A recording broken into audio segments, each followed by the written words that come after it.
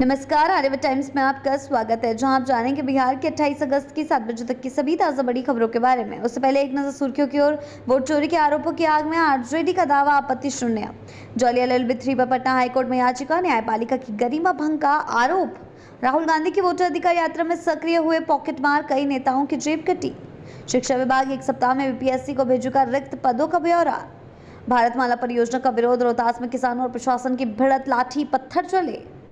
बढ़ते हैं खबरों की ओर विस्तार से। वोट चोरी के आरोपों की आग में आरजेडी का दावा आपत्ति शून्य। जी हां, बिहार की वोटर लिस्ट सुधार प्रक्रिया को लेकर विपक्षी आरजेडी का आरोप है कि वोटों की चोरी हो रही है, लेकिन ड्राफ्ट सूची पर दावा और आपत्ति दाखिल करने में पार्टी पूरी तरह से नाकाम रही। पार्टी के नेता तेजस्वी यादव ने मतदाता सूची में बड़े पैमाने पर कटौती का दावा किया है, लेकिन संबंधित आधिकारिक शिकायत गुरुत्वहीन साबित हुई। इसके चलते उनकी अपील का असर भी फीका पड़ गया और राजद का अपनी चुनावी अभियान पर इस मोर्चे पर कमजोर पड़ गया। जॉली LLB 3 पर पटना हाईकोर्ट में याचिका, न्यायपालिका की गरिमा भंग का आरोप। जी हां, अक्षय कुमार और अरशद वारसी अभिनीत फिल्म जॉली LLB 3 विवादों में घिर गई है। 19 सितंबर को रिलीज होने वाली इस फिल्म के खिलाफ अधिवक्ता नीरज कुमार ने पटना हाईकोर्ट में जनहित याचिका दायर की है।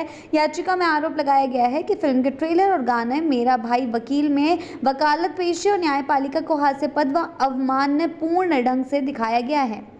बढ़ते हैं अगली खबर की ओर। राहुल गांधी की वोटर अधिकार यात्रा में सक्रिय हुए पॉकेट मार, कई नेताओं की जेब कटी। जी हां, दरभंगा के सिवाड़ा में राहुल गांधी की वोटर अधिकार यात्रा के दौरान पॉकेट मारों ने हंगामा मचा दिया। भीड़ का फायदा उठाकर उन्होंने कई नेताओं की जेब से नकदी, ATM कार्ड और जरूरी दस्तावेज उड़ा लिए। पॉकेट मारी की चपेट में पूर्व केंद्रीय मंत्री और पूर्व विधायक तक आ गए।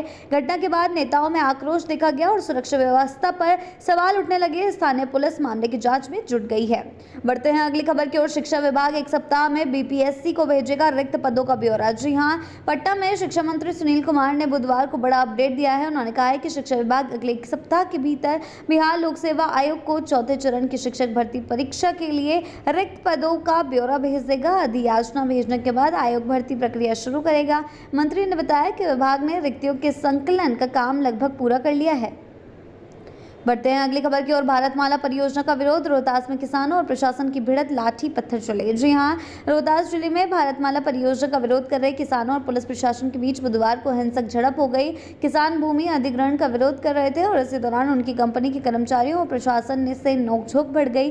देखते ही देखते स्थिति बेकाबू हुई गई और दोनों ओर से लाठी पत्थर चलने लगे। इस घटना में 2 लोगों के घायल होने की खबर है। हालात को काबू में करने के लिए अतिरिक्त पुलिस बल तैनात किया गया है। बढ़ते हैं अगली खबर की ओर। राहुल गांधी का मोदी सरकार पर हमला, कहा ट्रंप ने 24 घंटे में सीजफायर, कहा मोदी ने 5 घंटे में कर दिया। जी हां, कांग्रेस नेता राहुल गांधी ने बुधवार को बिहार के मुजफ्फरपुर में वोटर अधिकार यात्रा के दौरान प्रधानमंत्री नरेंद्र मोदी पर जमकर हमला बोला।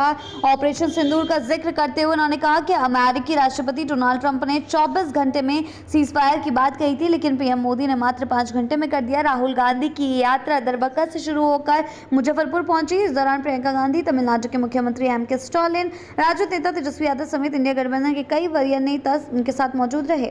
बढ़ते हैं अगली खबर की ओर। पटना के बाद नालंदा में भी मंत्री पर हमला, भीड़ के निशाने पर श्रवण कुमार। जी हां, बिहार में एक बार फिर मंत्री पर भीड़ का हमला हुआ है। पटना में मंत्री मंगल पांडे के काफिले पर हमले के बाद अब नालंदा में ग्रामीण विकास मंत्री श्रवण कुमार भीड़ के निशाने पर आ गए हैं। बताया जा रहा है कि गुस्साई भीड़ ने उनके काफिले को काफी दूर तक दौड़ाया। इस दौरान पथराव भी हुआ, जिसमें कुछ पुलिसकर्मी घायल बताए जा रहे हैं।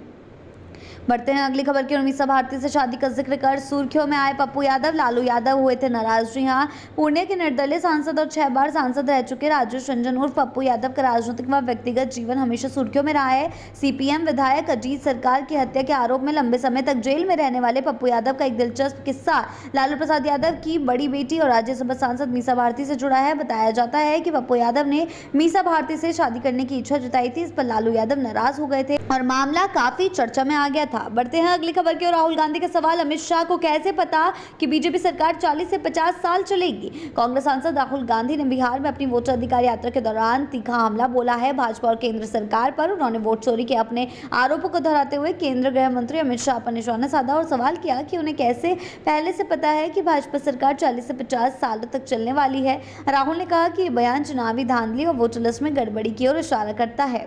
बढ़ते हैं अगली खबर की ओर। बिहार का पाकिस्तान कनेक्शन वाले साइबर फ्रॉड गैंग का मास्टरमाइंड निकला अखिलेश। जी हाँ, बिहार में पकड़ा गया पाकिस्तानी कनेक्शन वाला साइबर फ्रॉड गैंग लगातार नए खुलासे कर रहा है। पुलिस जांच में सामने आया है कि इसका मास्टरमाइंड अखिलेश नाम का युवक है, जिसने इंजीनियरिंग की पढ़ाई के बीच में ही छोड़ दी थी और इसके बाद ठगी के धंधे में लग गया था। बताया जाता है कि अखिलेश रोजाना नए नए सदस्यों को गैंग से जोड़ता था। बढ़ते हैं अगली खबर की ओर। बिहार चुनाव, कल्याणपुर सीट पर महेश्वर हाजरी के सामने जीत की हैट्रिक की चुनौती। जी हाँ, बिहार विधानसभा चुनाव में समस्तीपुर की कल्याणपुर सीट पर मुकाबला बेहद दिलचस्प होने वाला है। यहां से जेडीयू के वरिष्ठ नेता और मंत्री महेश्वर हजारी लगातार 2 बार जीत दर्ज कर चुके हैं और अब उनके सामने हैट्रिक लगाने की चुनौती है। बढ़ते हैं अगली खबर की ओर। ट्रंप टैरिफ का असर, बिहार में 250 करोड़ का निर्यात प्रभावित, मखाना, लीची, आम पर संकट। जी हां, अमेरिका द्वारा टैरिफ बढ़ाने का सीधा असर बिहार के निर्यात पर पड़ने वाला लगा है। मखाना, लीची और आम और हल्दी समेत कई उत्पादों पर असर दिख रहा है, जिससे करीब 250 करोड़ रुपए का निर्यात प्रभावित होने की आशंका है। Bihar chamber of commerce and industries के पूर्व अध्यक्ष पीके अग्रवाल ने कहा है कि टैरिफ बढ़ोतरी से अमेरिकी बाजार में भारतीय सामान महंगे हो जाएंगे।